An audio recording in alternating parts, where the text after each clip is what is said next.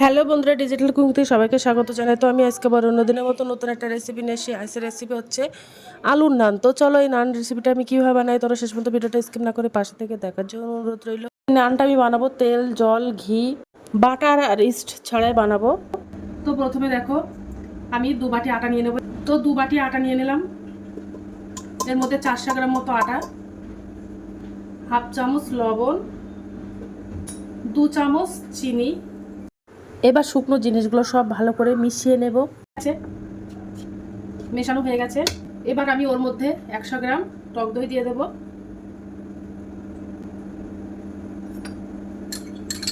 চামচ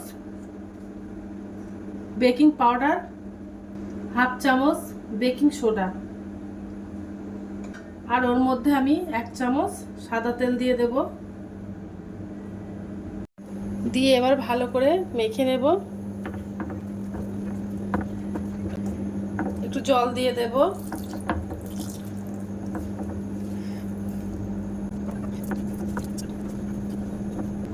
দিয়ে ভালো করে ডোটা মেখে নেব। আর এর মধ্যে আমি একবারই তেল ব্যবহার করব, আর কোনো তেল ব্যবহার। তো দেখো ডোটা বানানো কমপ্লিট হয়ে গেছে। আর আমি একটা আলুর পুর বানিয়ে নেব। তো আমি দেখো উনানে একটা ফ্রাইং প্যান দিয়ে দিয়েছি, তো ওটা গরম হয়ে গেছে। এবার ওর মধ্যে আমি 3 চামচ সরিষার তেল দিয়ে দেব। তো দেখো 3 চামচ সরিষার তেল দিয়েছি, তেলটা গরম হয়ে গেছে। সাদা জিরা দিয়ে দেব, দিয়ে একটা ফোড়ন দিয়ে দিয়েছি। সাইজের পেঁয়াজ কুচি রেখেছিলাম, তো পেঁয়াজ কুচিটা দিয়ে দেবো। রসুন কুচানো আর কাঁচা লঙ্কা কুচানো ওগুলো দিয়ে দেবো।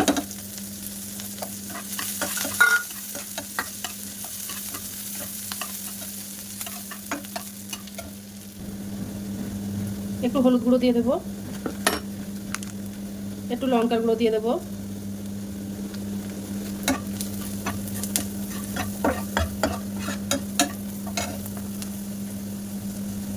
আর হাফ চামচ জিরার গুঁড়ো। তো মশলাটা ভাজা ভাজা হয়ে গেছে। এবার যে আমি 2টো মিডিয়াম সাইজের আলু গ্রেট করে রেখেছিলাম, ওগুলো দিয়ে দেবো। সিদ্ধ আলু গ্রেট করে রেখেছিলাম, দিয়ে বেশ ভালো করে একটু নাড়াচাড়া করে নেব। মশলা দিয়ে দেবো। পুরো মশলা যেটুকু থাকবে বাড়িতে সেটুকু দিতে পারো, কোনো ব্যাপার না, যে কোনো মশলা দিতে পারো পুরো। তো সবজি মশলাটা দিলে খেতে আরেকটু ভালো লাগে, তার জন্য দিয়ে দিলাম।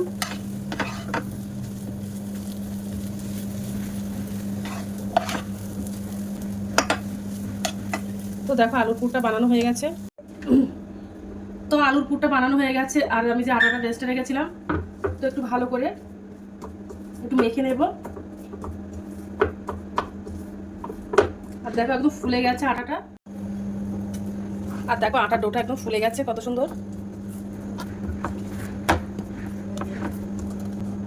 এবার আমি লেচি কেটে নেব।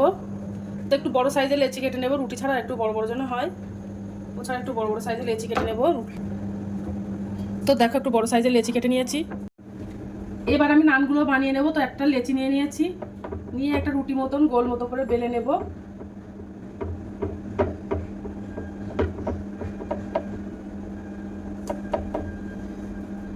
অল্প পরিমাণে হালকা একটু আটা ছড়িয়ে দেব, দিয়ে একটু রুটি মতো করে বড় করে নেব, হাত দিয়ে দিয়ে চেপে চেপে।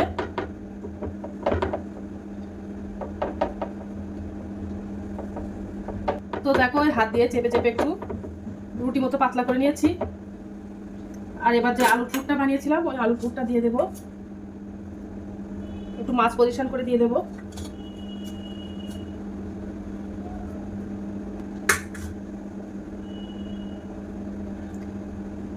দিয়ে এবার হাত দিয়ে মুড়ে মুড়ে নেব।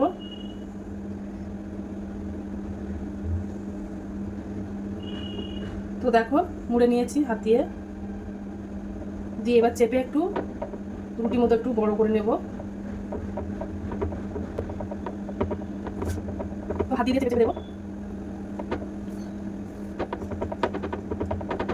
চাইলে একটু বেলুনি দিয়েও বেলে দিতে পারো, একটু আলতো করে দেবে, তা নাহলে ফেটে যেতে পারে আলুর পুরটা।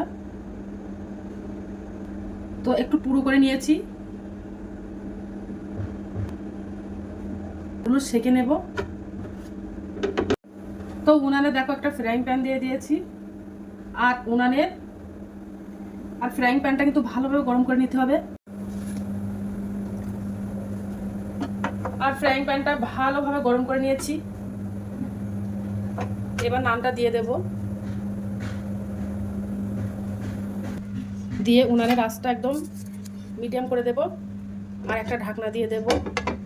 আর মাঝে মধ্যে কিন্তু আমি উল্টে পাল্টে নেব। তো দেখেছো আস্তে আস্তে কত সুন্দর নানটা ফুলে যাচ্ছে।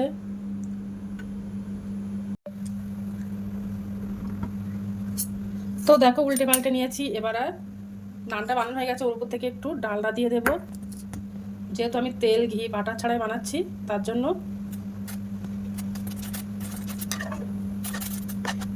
ফুলে যাচ্ছে নানটা। তো এই নানটা হয়ে গেছে, ছিঁড়ে দেখাবো। তো দেখেছো কত সুন্দর নরম হয়েছে।